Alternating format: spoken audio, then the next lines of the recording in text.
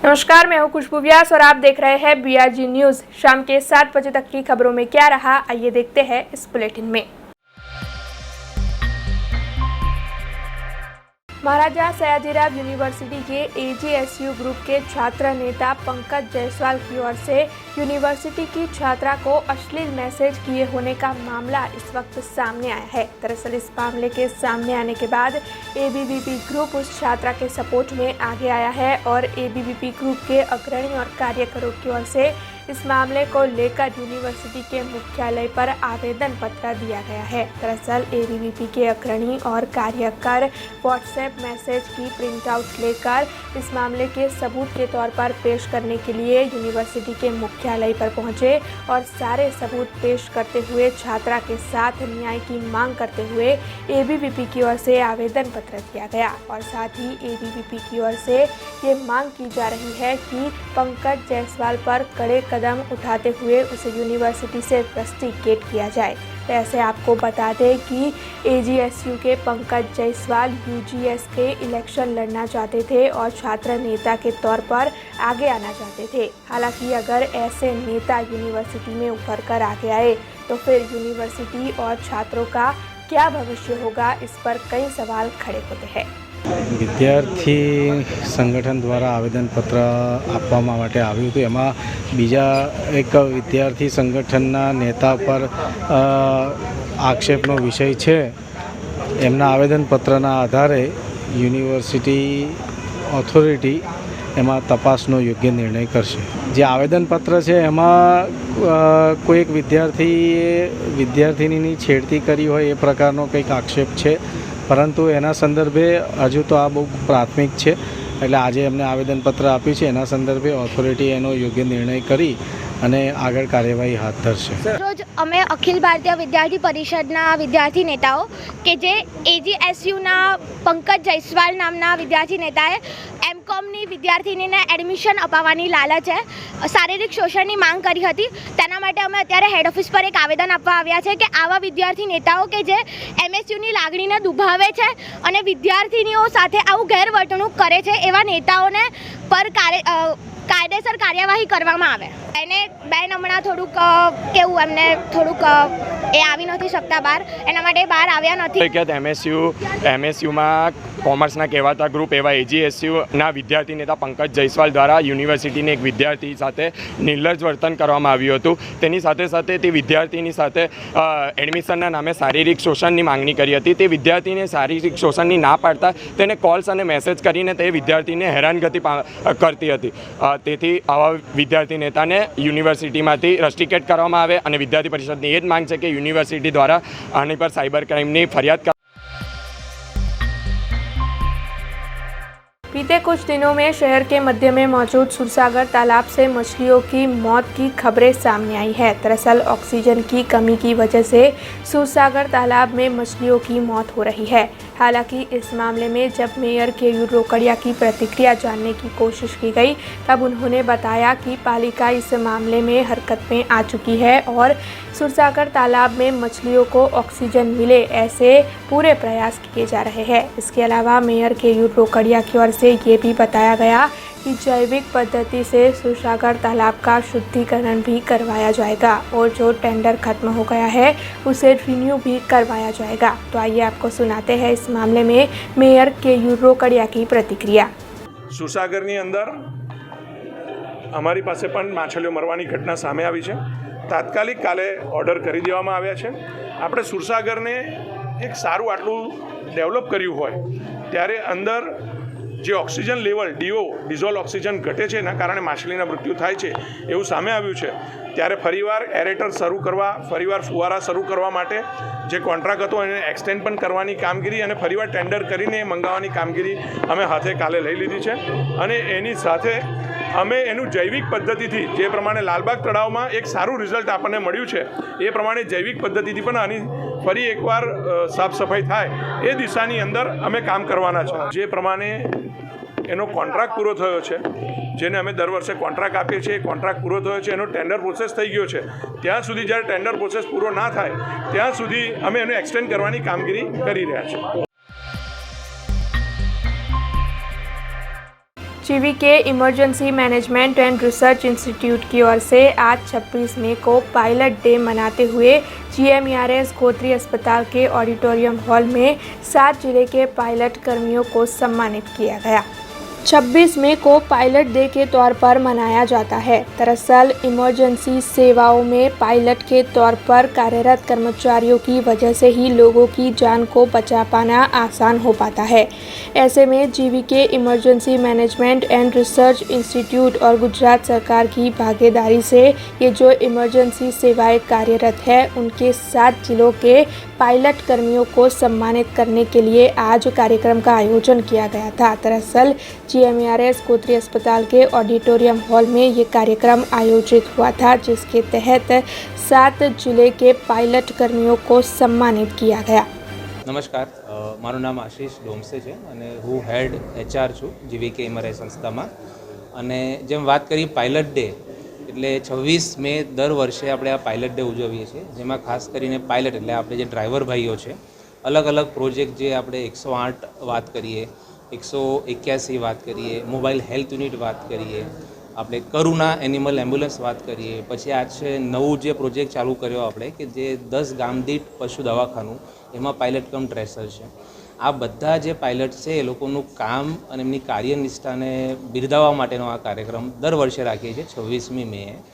અને આજે જે અહીંયા કાર્યક્રમ રાખવામાં આવ્યો છે એ 7 જિલ્લાઓનો સેન્ટ્રલ ગુજરાત જે કહીએ છીએ આપણે, જેમાં વડોદરા, ખેડા, આણંદ, પંચમહાલ, દાહોદ, મહીસાગર અને અરવલ્લી એવા 7 જિલ્લાઓના અલગ અલગ પ્રોજેક્ટના જે અમારા સ્ટાફ મેમ્બર્સ છે જેઓએ સારું કાર્ય કર્યું છે છેલ્લા 6 મહિનામાં, અને ખાસ કરીને કોરોના દરમિયાન એ લોકોને આજે આ બિરદાવવાનો કાર્યક્રમ રાખવામાં આવ્યો છે।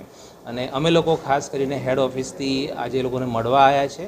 આના પછી આ કાર્યક્રમ પછી અમે દરેક એમ્બ્યુલન્સને વિઝિટ કરીશું, એમ્બ્યુલન્સના સ્ટાફને મળીશું, એમને પ્રોત્સાહિત કરીશું ને એમના કંઈ પ્રશ્નો હોય એ સમજવાનો પ્રયત્ન કરીશું ને હલ કરવાનો અમે એમને આશ્વાસન આપીશું।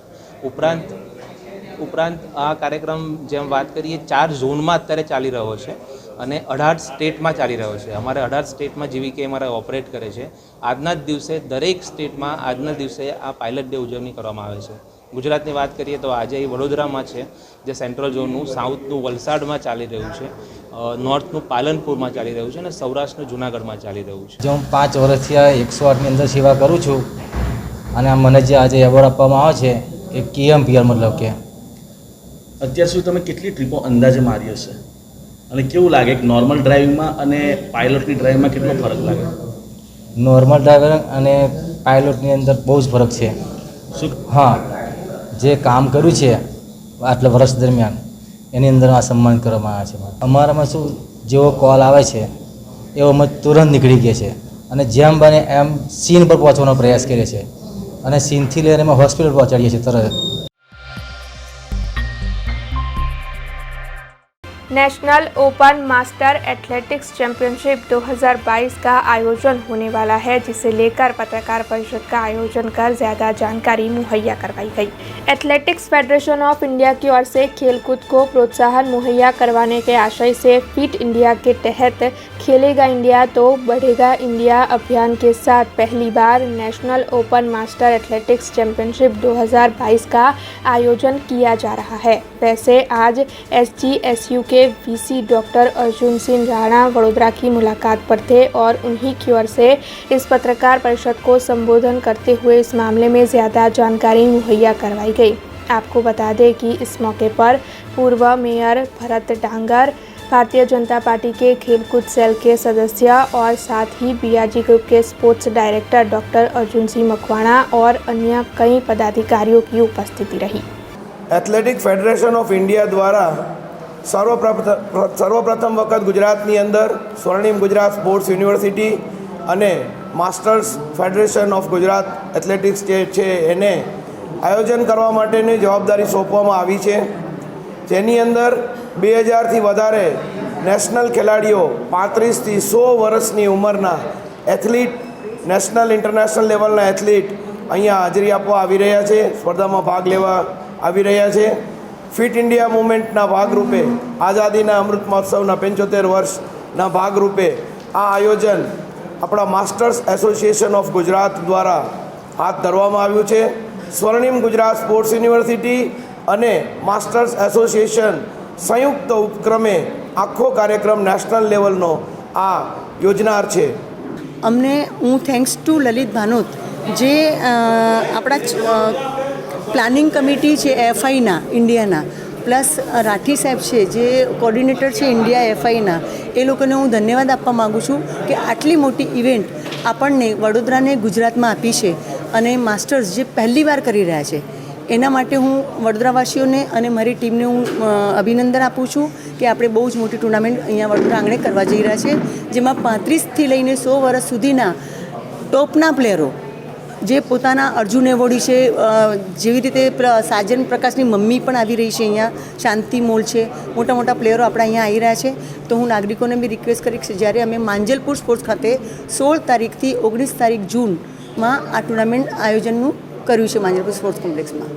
વડોદરા ખૂબ નસીબદાર છે કે આ કલાનગરી ખાતે રાષ્ટ્રીય કક્ષાની એથ્લેટિક મીટ કોમ્પિટિશન થવા જઈ રહી છે.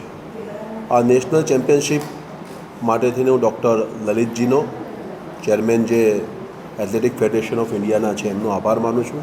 સાથે સાથે આ બધા જ સમગ્ર પ્રોજેક્ટ માટે અમારા સ્વર્ણિમ ગુજરાત યુનિવર્સિટીના વાઇસ ચાન્સલર અર્જુનસિંહ રાણાજીનો પણ આભાર માનું છું, કારણ કે એ બંનેના સહયોગને કારણે આજે વડોદરાને આંગણે આટલી મોટી ઇવેન્ટ થવા જઈ રહી છે.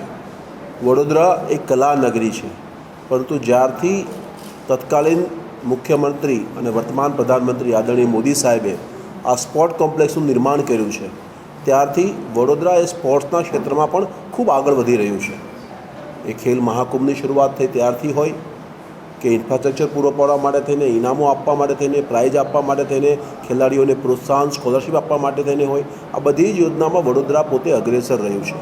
એવા સમયે વડોદરાને આંગણે આટલી મોટી રાષ્ટ્રીય ઇવેન્ટ થાય, જેમાં 2000 ઉપરાંત ખેલાડીઓ સમગ્ર દેશમાંથી માસ્ટર્સ અહીંયા ભાગ લેવા માટે આવે, એક મને લાગે છે કે માસ્ટર્સ માટેની આ પહેલી નેશનલ ચેમ્પિયનશિપ એ વડોદરા આંગણે યોજાવા જઈ રહી છે. ત્યારે આપના માધ્યમથી વડોદરાવાસીઓને અભિનંદન પાઠવું છું. આ સમગ્ર ટુર્નામેન્ટનું આયોજન માંજલપુર સ્પોર્ટ કોમ્પ્લેક્સ ખાતે કરવામાં આવશે.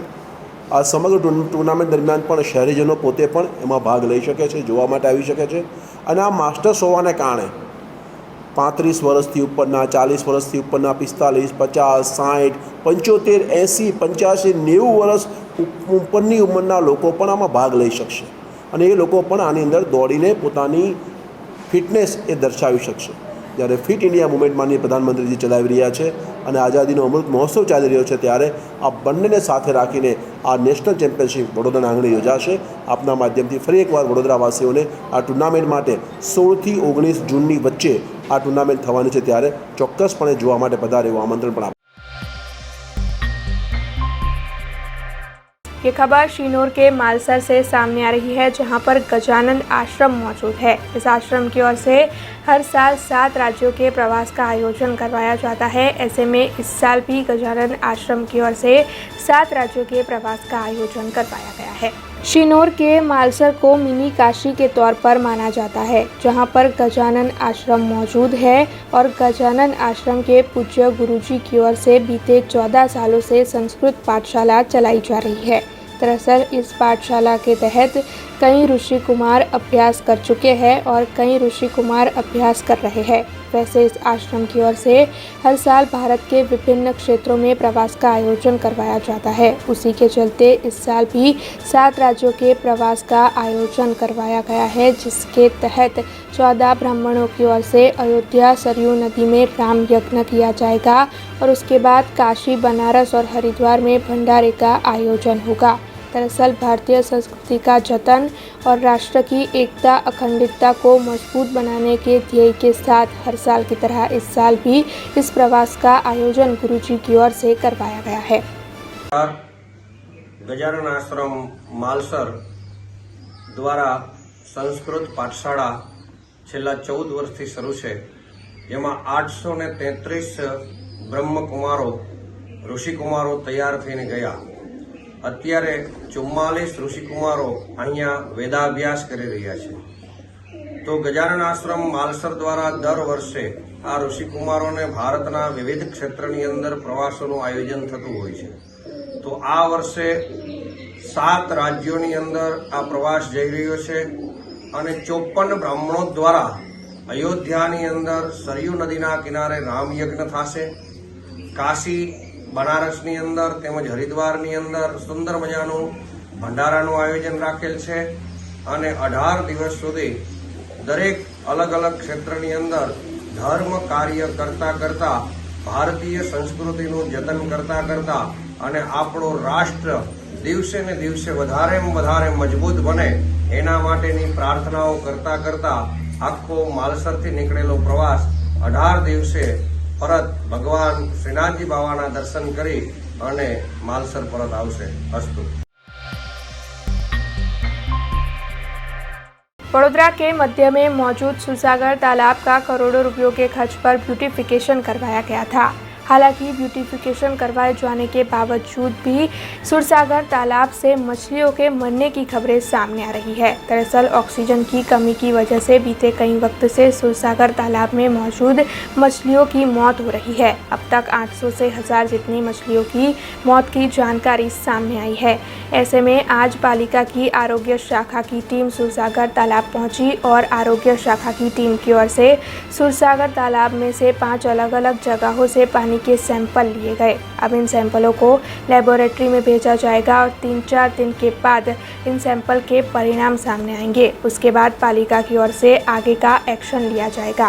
हालांकि इस मामले में अब सुरसागर तालाब के पानी का शुद्धिकरण करवाया जाने वाला है और उसके लिए जो टेंडर रिन्यू करना बाकी है उसे जल्द ही रिन्यू भी कर दिया जाएगा. इस मामले में स्थायी समिति के चेयरमैन डॉक्टर हितेंद्र पटेल ने ज़्यादा जानकारी भी मुहैया करवाई है. સુરસાગર જે ઐતિહાસિક તળાવ છે વડોદરા શહેરની મધ્યમાં આવેલું છે અને વર્ષો પહેલાં જે હાલતમાં હતું એનાથી ઘણા સુધારા કરીને લોકોને વોકિંગ માટે પણ ઉપયોગી બને એવો અમારો પ્રયાસ હતો. સમયાંતરે આપણા માધ્યમથી એક અપીલ પણ કરીશું કે માનવ જીવ છે આપણો ને માનવ જીવની સાથે સાથે જળચર પ્રાણીને આપણે જે પ્રકારે એક સોશિયલી સમાજ સાથે વણાયેલી વસ્તુમાં એમણે ખોરાક આપવાની જે માનસિકતાની સાથે કેટલીક વખત હું એવું નથી કહેતો કે એ લોકો કરતા જ હશે કોઈને કોઈ જનતા, પરંતુ આમાંથી બહાર આવીને જે પ્રકારે માછલીના મરણ થયા છે એક અંદાજ મુજબ જે પણ કારણ હોય પણ આપણે બધાએ સાવચેતીપૂર્વક ખોરાક ન આપીએ અને સાથે કોર્પોરેશન અમે અમારી રીતે જે ઓક્સિડેશનની પ્રક્રિયામાં કંઈક પૂર્તતા કરવાની છે એ પણ પૂરી કરીશું અને આવનાર સમયમાં ફરીથી આવી ઘટના ન ઘટે એવો અમારો પણ પ્રયાસ છે. 29 मई तक हवामान विभाग की ओर से तूफान की आशंका जताई गई है, जिसके चलते जाफराबाद में फिशरीज विभाग की ओर से मछुआरों को समुंदर में ना जाने की सूचनाएं दे दी गई है. वैसे जाफराबाद राजूला पीपावाव फोर्ट पर समुंदर में करंट आने की शुरुआत हो चुकी है, लेकिन इस वक्त समुंदर के तट पर तो माहौल बिल्कुल ही नॉर्मल है. हालांकि फिशरीज विभाग की ओर से एहतियात बरतते हुए मछुआरों को समुंदर में ना जाने की सूचना दे दी गई है. ये खबर पायलट से सामने आ रही है, जहां पर रेलवे फाटक पर ओवरब्रिज बनाने की सरकार की ओर से मंजूरी दे दी गई है. हालांकि इस ओवरब्रिज के निर्माण कार्य के चलते लारी गल्ला धारक और व्यापारियों को वहां से हटना पड़ेगा और उनके रोजगार को नुकसान पहुंचेगा. ऐसे में आज इन सभी लारी गल्ला धारक और व्यापारियों की ओर से इकट्ठा होकर इस मामले में सरपंच और उप सरपंच को आवेदन पत्र देते हुए इस ओवरब्रिज का निर्माण कार्य बंद करवाने की मांग की गई. પાલેસ પંચાયતની અંદર જે 197 પર જે બ્રિજ બનવાનું છે એના અનુસંધાનની અંદર પાલેસ બજારના તમામ લારી ગલ્લાવાળા, દુકાનોવાળા, એસોસિએશન આ બધા તમામ ભેગા થઈ અને પંચાયતને આવેદનપત્ર આપેલો છે કે જેથી આ જે બ્રિજ જે આવે છે બજારમાં થઈને એના અનુસંધાનની અંદર કે ભાઈ આ બ્રિજ આવે તો ઘણી બધી તકલીફો ઊભી થાય છે લારી ગલ્લાવાળાઓને, દુકાનદારોને અને ખાસ કરીને જે વેપારી લાઇનવાળા છે અને આ બજાર પાલેજ ગામનું નાક કહેવાય. હવે આ જો બ્રિજ આવે તો તકલીફ પડે છે. એના અનુસંધાનની અંદર આજે તમામ લોકો પંચાયતને આવી અને પંચાયતને આવેદનપત્ર આપેલું છે, જેથી આવેદનપત્ર લઈ અમે ઉચ્ચ કક્ષાએ રજૂઆત કરવા. આજ રોજ 26મીના રોજ પાલેજ ગ્રામ પંચાયતની અંદર પાલેજ ગામ બજારની વચ્ચોવચ્ચમાંથી જતા બ્રિજના માટે વેપારી સંગઠન ભેગા થઈ અને આ બ્રિજ ના જાય એની રજૂઆત કરવા માટે પાલેજ ગ્રામ પંચાયતમાં બધા લોકો આવેલા હતા અને આ લોકોને બધાને માન આપી અને પાલેજ ગ્રામ પંચાયતે પણ પાલેજ બજારમાંથી બ્રિજ ના જાય એવો ઠરાવ કરીને મોકલેલો છે. ઘણા ખરા લોકોની રોજીરોટી અંટવાય તેમ છે. બહુ મોટું પાલેજ ગામને નુકસાન જાય તેમ છે. 197 નંબરની ફાટક અને 198 નંબરની બે ફાટક આવેલી છે. 197 વાળો બ્રિજ પાલેજ બજારમાંથી ના જાય અને 198 ઉપરથી બ્રિજ જતો રહે, એક બ્રિજથી પાલેજ ગામનું કામ ચાલી જાય તેમ છે. 197 વાળો બ્રિજ બનાવવાની કોઈ જરૂર નથી. જેનાથી ઘણા લોકો રોજીરોટી કમાય છે અને આ કટોકટીની અંદર લોકોને રોજગારનું નુકસાન થાય, લોકોને ઘર ચલાવવા માટે તકલીફ પડે, એટલા માટે અમે આ ઠરાવ મોકલેલો છે. આ બ્રિજ બને નહીં અને 198 પર બ્રિજ જતો રહે એની રજૂઆત અમોએ સંસદ સભ્ય મનસુખભાઈ વસાવા, અરુણસિંહ રાણા સાહેબ, મારુતિસિંહ અટોડરિયા, દુષ્યંતભાઈ પટેલ ને આ એની ભલામણ અમે આજ રોજ પછી ઉપર પર ગાંધીનગર સુધી ને દિલ્હી સુધી એની ભલામણ અમે કરીશું. अब खबरों से लगातार अपडेट रहना हुआ आसान. BRG न्यूज आपके मोबाइल स्क्रीन पर. आज ही BRG न्यूज की mobile app Google play store और ऐप स्टोर से डाउनलोड करें और खबरों से लगातार जुड़े रहें.